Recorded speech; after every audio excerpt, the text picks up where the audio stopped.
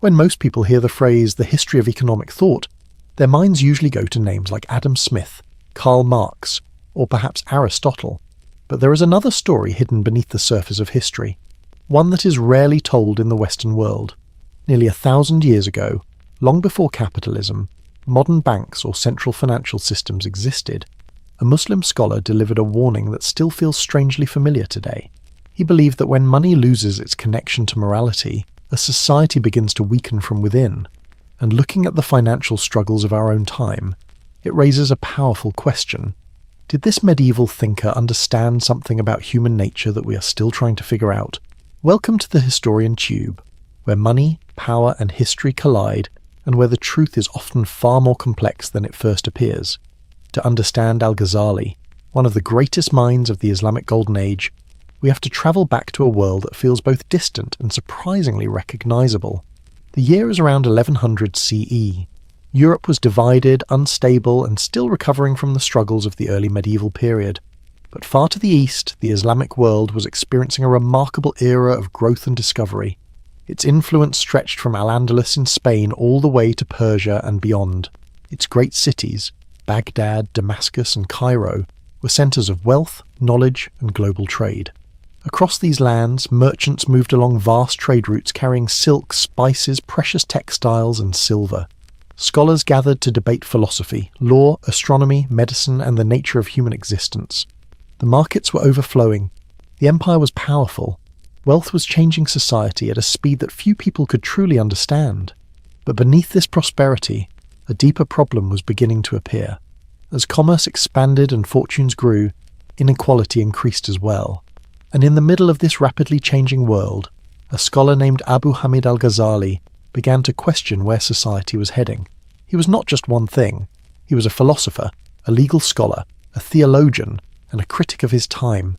Imagine a thinker capable of discussing the purpose of the human soul in one moment, and the role of money in shaping an entire economy in the next.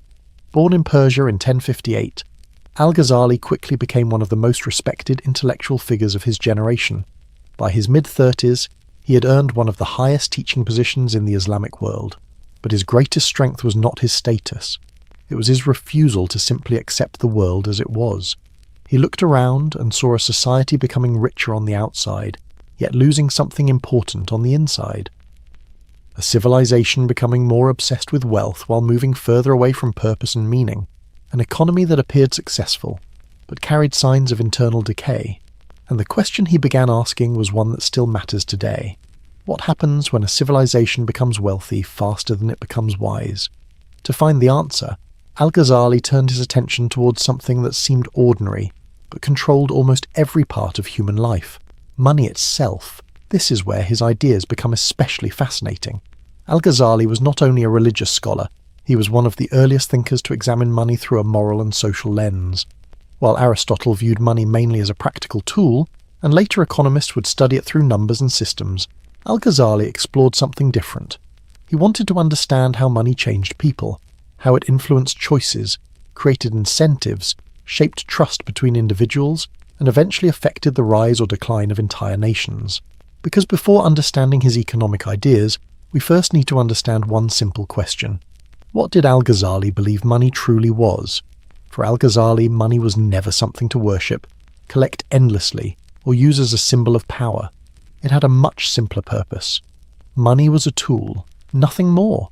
Its role was to help people exchange value, cooperate, and build something together.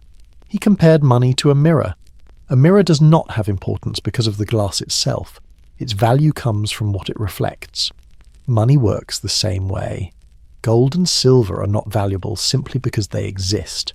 Their true purpose comes from what they allow people to create, trade, and achieve. Centuries later, modern economists would develop similar ideas about the role of money in society. But Al-Ghazali was exploring these concepts in the 11th century, at a time when much of Europe still viewed wealth mainly through land ownership, conquest, and physical possessions. And from this understanding came one of his most powerful economic observations. Money that sits unused is dead money. Al-Ghazali believed that wealth locked away in treasure chests, hidden behind walls, or buried where no one could use it was not simply inactive. It was harmful to society. Why? because wealth only creates value when it moves. Money that never enters the marketplace cannot support workers, encourage trade, help families, or strengthen communities. Instead, it blocks the natural flow of economic life. He saw hoarded wealth as something that could freeze the bloodstream of society itself, an idea that sounds surprisingly close to modern discussions about wealth inequality and economic stagnation. But Al-Ghazali's argument was deeper than a simple criticism of rich people. He was describing a system. When powerful individuals hold on to excessive amounts of money and remove it from circulation, scarcity can appear, not because the world lacks resources, but because those resources are trapped and unavailable. Markets become distorted, opportunities disappear, and ordinary people feel the consequences. This understanding led him to another major warning: the danger of speculation. Al-Ghazali strongly criticized merchants who manipulated markets, created artificial shortages, or took advantage of moments when people were desperate. To him, this was not intelligent business. It was profit without real contribution.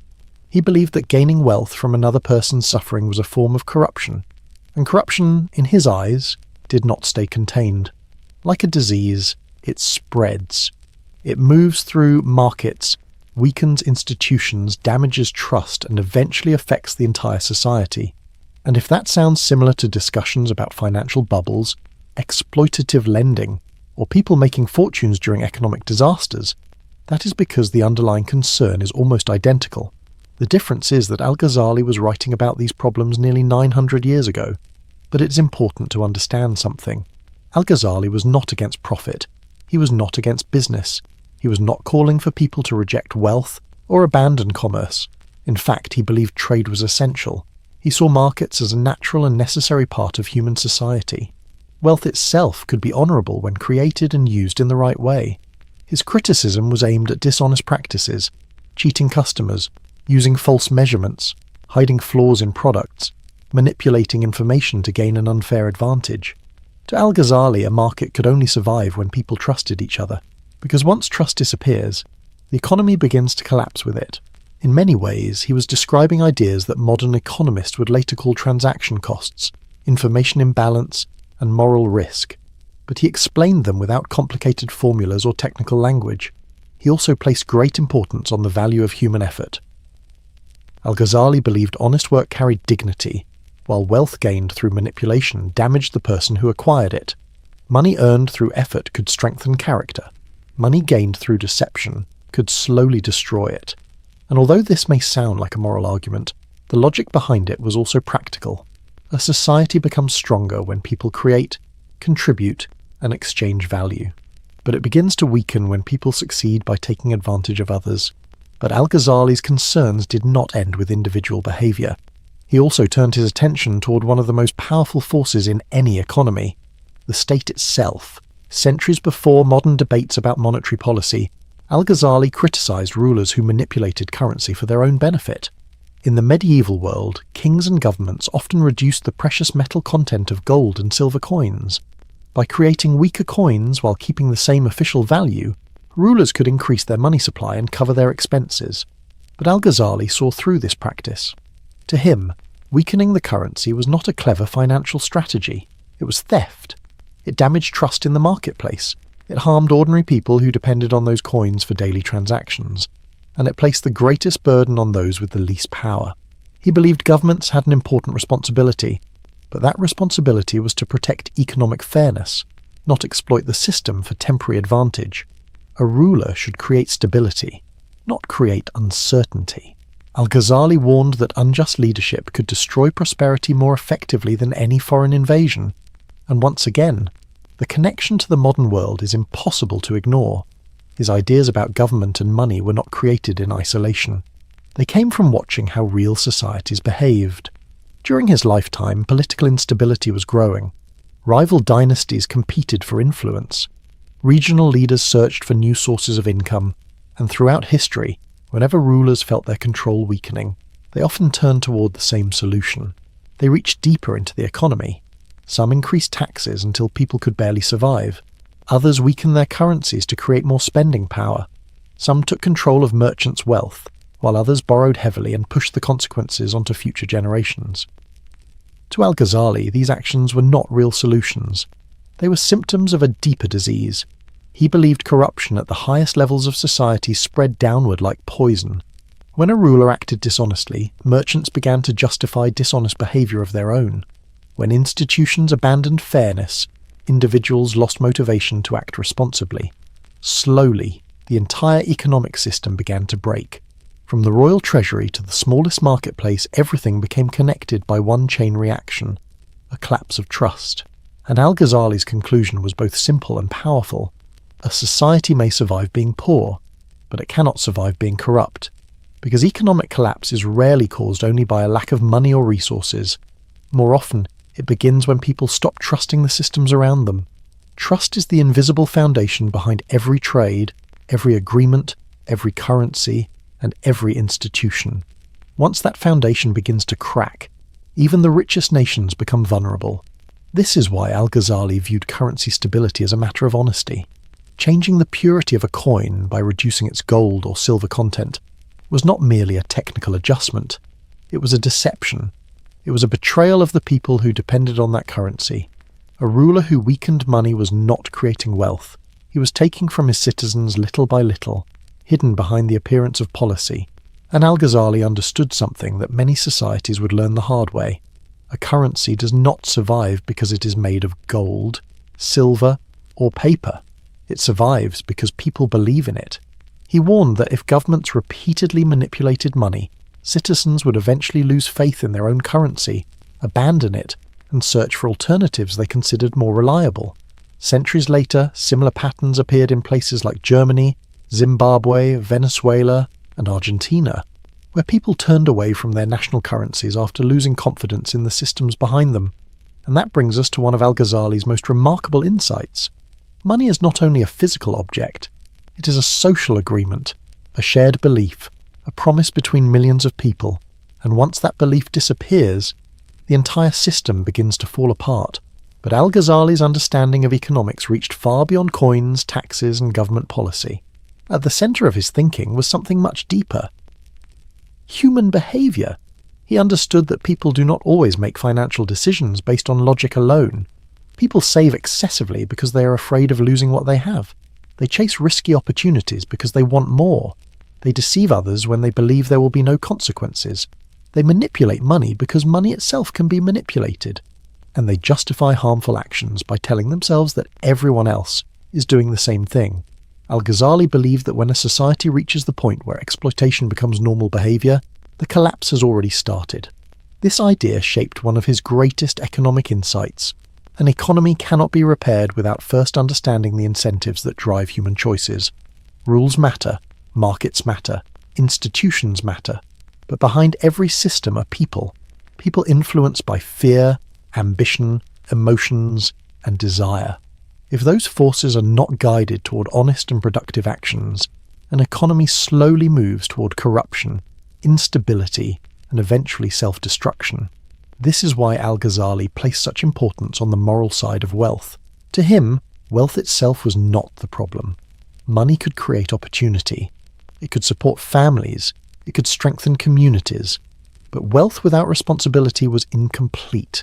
A society becomes powerful when people create more value than they take, when the desire to succeed is balanced with the responsibility to contribute.